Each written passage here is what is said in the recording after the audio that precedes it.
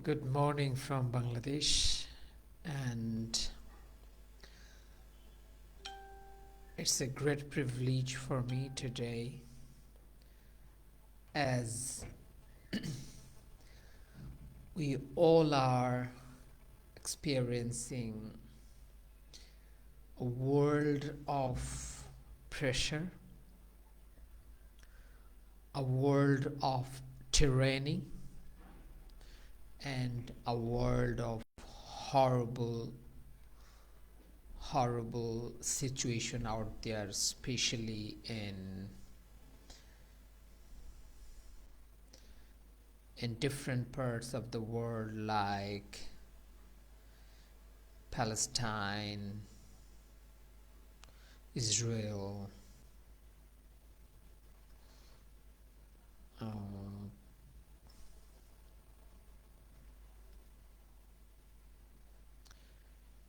and other parts like Armenia. So, in such a horrible situation, as a country, Bangladesh is holding its 12th general election.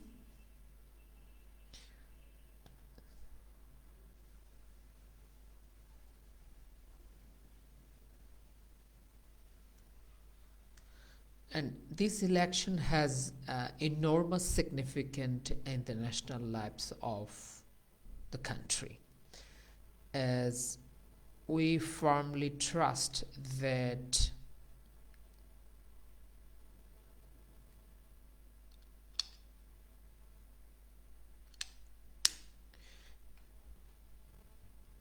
as this country is going through developmental phases around the globe and also trying to find a solution where they are being criticized uh, for holding this election in a manner where critics have the opportunity to uh, multifold the criticism from different point of view. My today's discussion is not on the basis of my analysis of Bangladeshi politics, but I think as this is a voting day, national voting day in Bangladesh, I think I can share some of my insights from my reading, my experience, my travel throughout different countries and different regions of Bangladesh and in Asia. So, if we can subscribe our mind in a manner, if we can put a different thermometer in our brain to really find out what's going on inside, I think we can easily understand what's the issues going on in different countries and different regions in the world. So my entire purpose is not to analyze the politics of Bangladesh, but to analyze the world scenario, and also to see that how governance, election, democracy, and vote culture and election works, and make a symmetrical string to bring back the peace in the countries, in the regions around the globe. if I may say so, if I may consider the point of my discussion from that point of view, I think I can explain from the very beginning.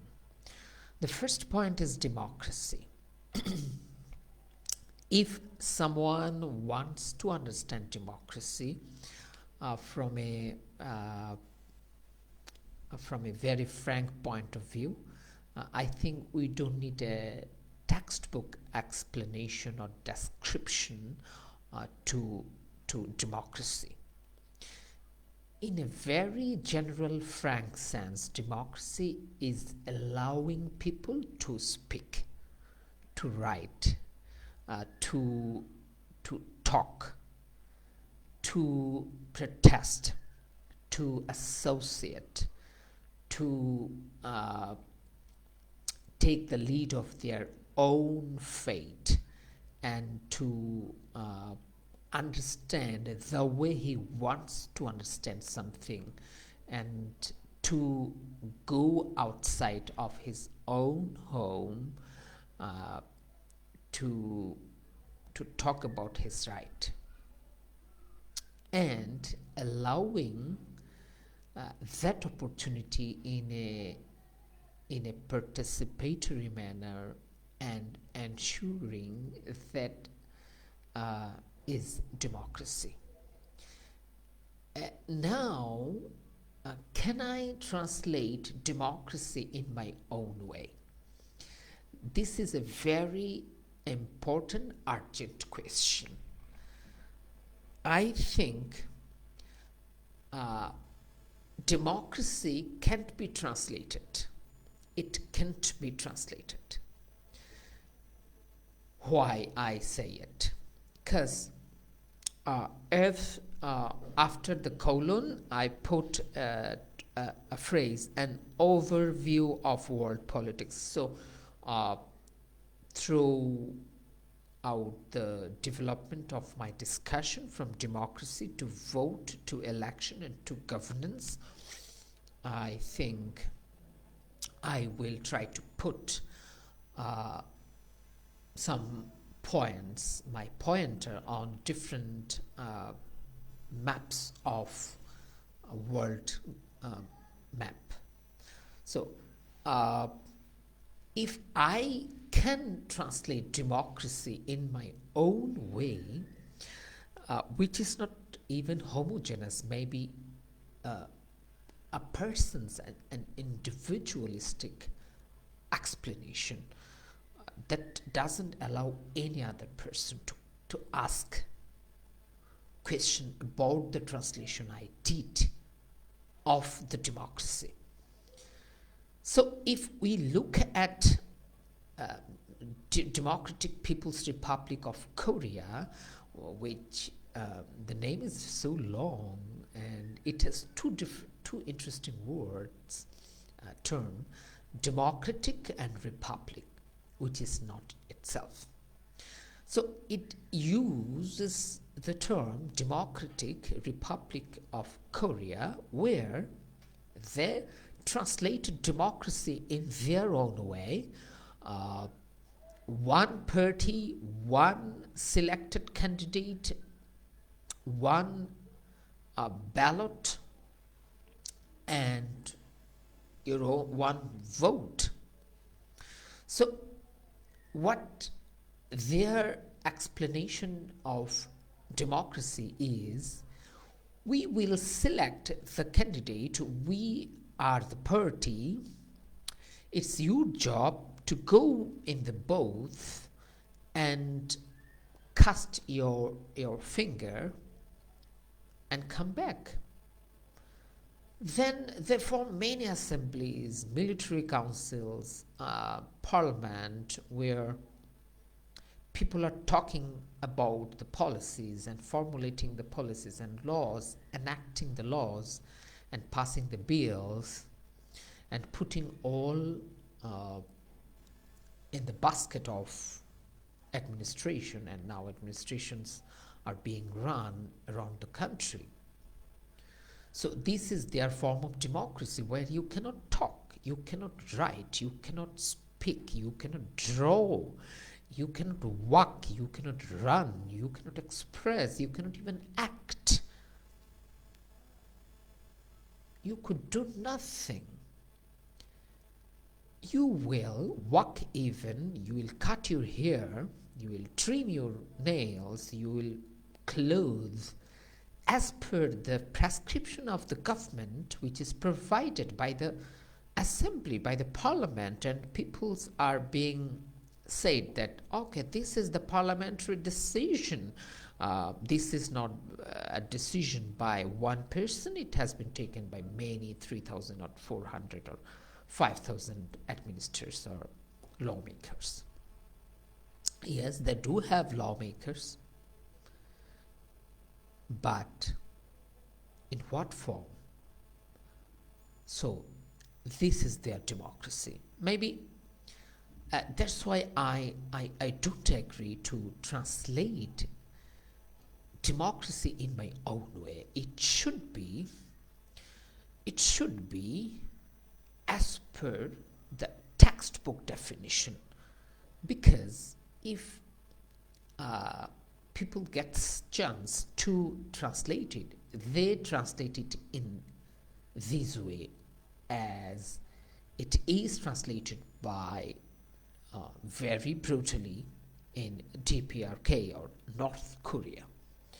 Then you come to China. They have their own type of democracy, where Communist Party gives a list of candidates to vote, and you can go and cast a vote, and the elected officials will go in the National Assembly, People's Assembly, and they make laws for you.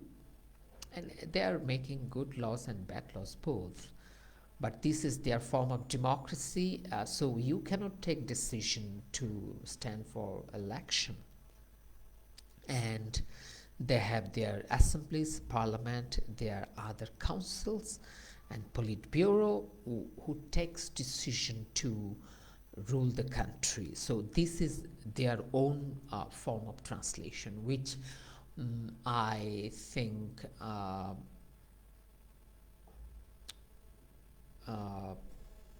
their misinterpretation of democracy, and that's why I don't agree to allow people to translate democracy in their own way, because that is a form of misinterpretation and mistranslation of democracy.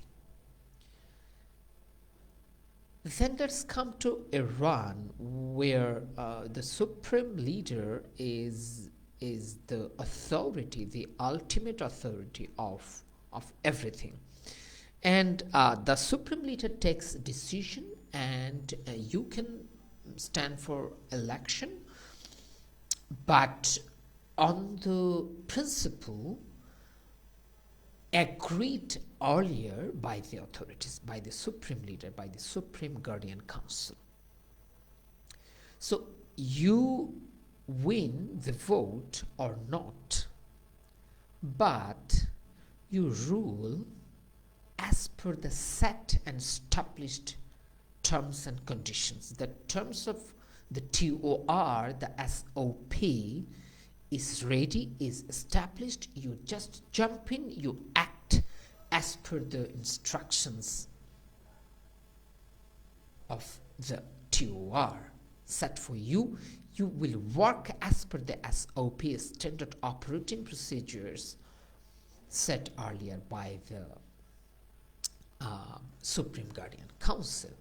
So this is their form of democracy, which is also a misinterpretation, because you have you have everything set, and you should not have an agenda for you people, and you people cannot be sent the messages that these are my points of view, and if I am elected, I am gonna do this. So you should not have an agenda, and your agenda has no value at all. This is their form of democracy. Now let's come to Venezuela. They have also their own form of democracy, which is not a democracy at all. But they say this is their democracy. On the other hand, if we go to the textbook and compare the textbook definition of democracy with the democracy in India, in Japan, in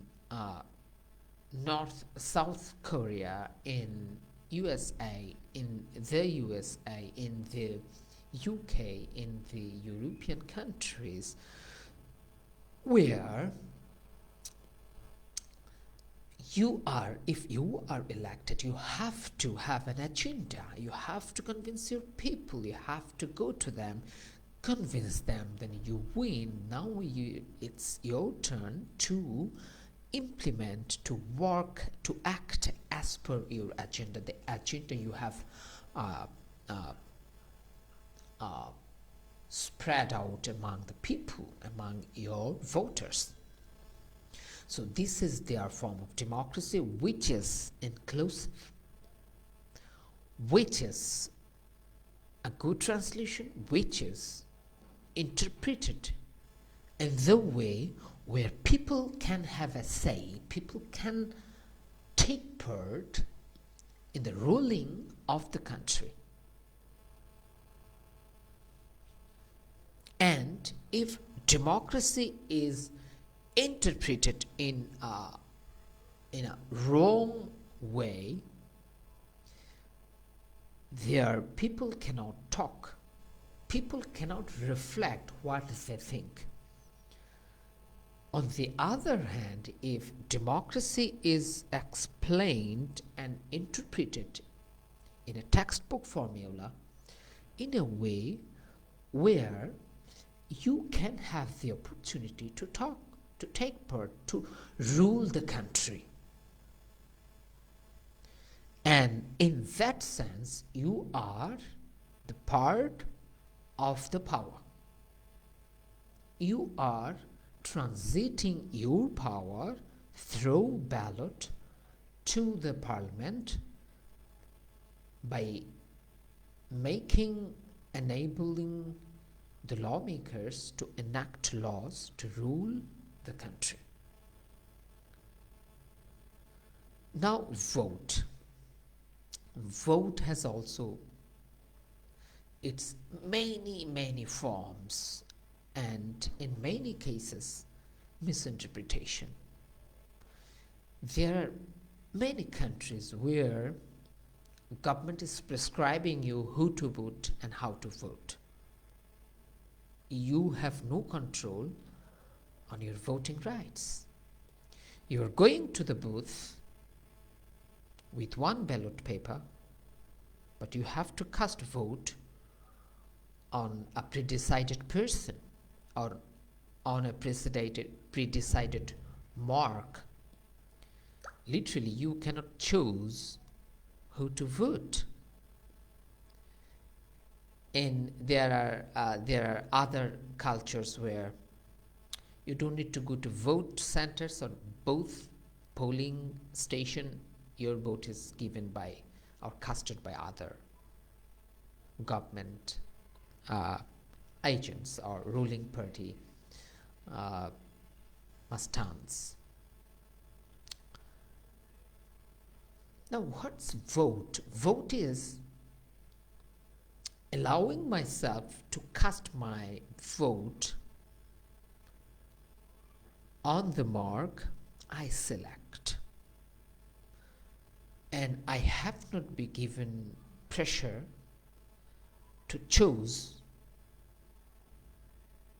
the chosen candidates, and I decide whom to vote, and I can vote without any fear,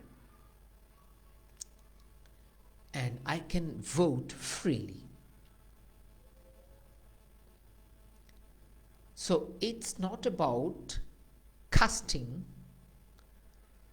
or cutting ballots and counting ballots. It's about, am I capable to cast my vote going to the station or polling station or voting booth, and I can cast it the mark I chose, not chosen by any other persons. That's vote.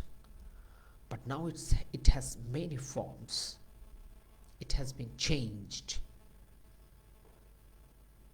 And there are cultures where there are a list of marks, but none of the marks are okay with you. Meaning that the opposition parties are not allowed even to stand for elections. The government has arranged many dummy candidates, and there are many marks, many of those candidates. So the candidature is not really the way you are looking for. So any mark you vote for, you are voting for the ruling party. So this is also a vote, but it's a vote. But really, is it a vote? So all votes are not votes. Votes are votes when it's cast by you on your chosen candidates, your chosen mark. Even if your vote is given to your chosen candidate by any other person, this is not a vote at all. And globally, in DPRK, Democratic People's Republic of Korea, where you can vote, but the candidate and the mark is decided by the government. You are here in the polling station to only cast it.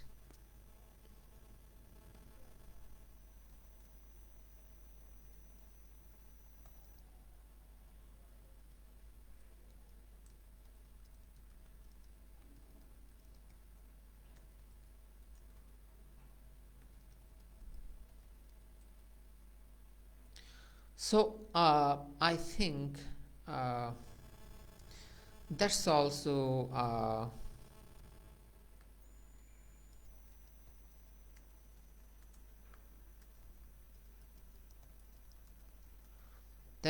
a matter of concern, where people has no right at all to vote.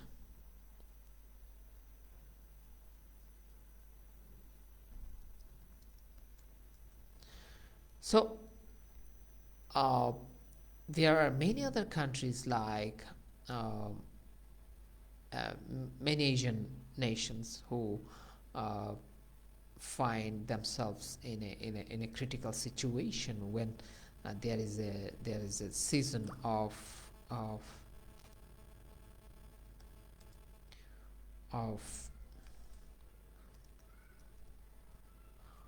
concerns of their ability to vote. Now, if we take it seriously, if we take vote seriously, I think we have the opportunity to realize the voting rights. When you have voting rights, you are confident of being able to go and get the opportunity. Like in Congo, maybe you are going to vote, but to the government selected candidates, even maybe you are forced to vote to the government selected candidates, and on the mark they select in the booth or polling station. So votes are important, but the system of voting must be democratic, where you can choose your own candidate, you can cast your thumb on the mark you select on spot, on time, so that your vote is counted and reflected in the voting result. So it's the whole system, from the nomination process, schedule of votes, and casting the vote and counting the vote. Suppose I cast for a mark, but the counting was rigged. Still now, my voting rights have not been protected, and I have not been given the right I deserve. Now let's come to the point of election. What's happening in many countries now is it's not election at all. It's all about selection.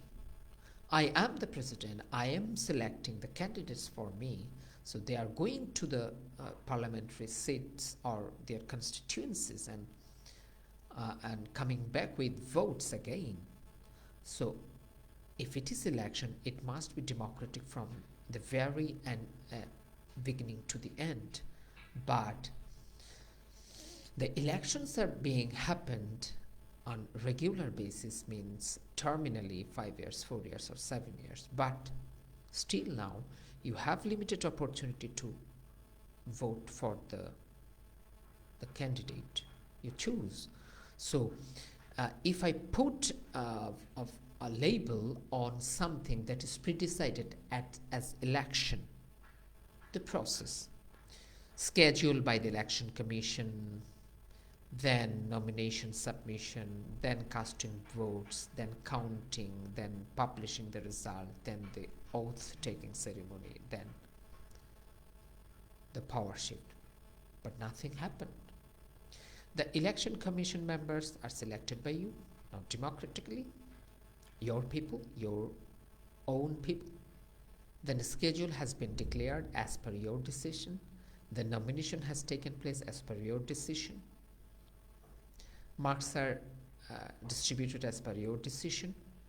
All the nominated candidates are your people, dummy or real or fake. Then election happened the way you want. Marks thumbs are given the way you want. Then counting happened the way you want. Result published the way you want, and the ultimate oath-taking ceremony has taken place. Power hasn't been shifted. It's in your hand. So election. But is it election? So election also should not be translated the way I want. It must be translated as per the textbook. Why I use the term textbook? Because it's a prescription.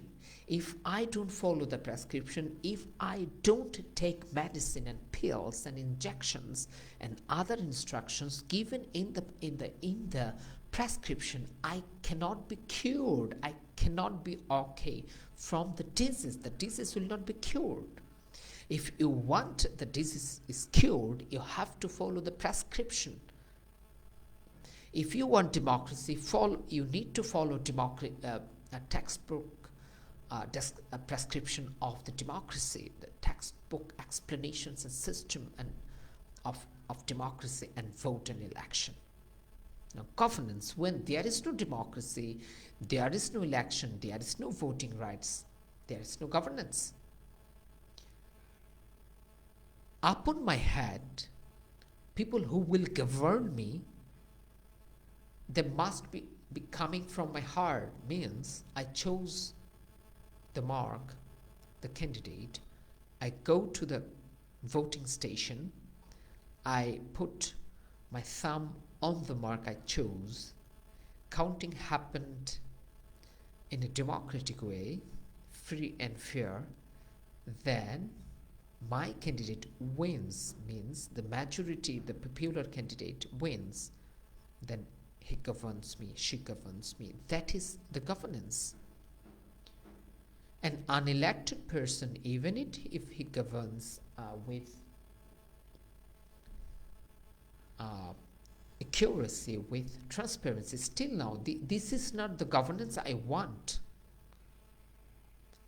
Governance must be shaped, administered the way I want.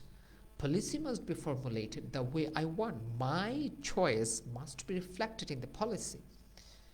The enactment of law must take place by the elected officials, by the people. So these four things are interconnected in a way that exemplifies one another. These elements reflect one another, reinforces one another. So democracy, vote, election, and governance are connected very closely in one string. If one goes down, another goes down. And true empowerment of people only can happen through democracy, voting rights, free and fair election, and good governance. If there is no democracy, there is no voting rights, there is no free and fair election, you cannot ensure governance. And even if there is some governance without other three things, still now be sure that that governance will not work for so long for the benefit of the people. I think so. Now the countries, the states have the opportunity to relook at their policies and to understand what's happening right now.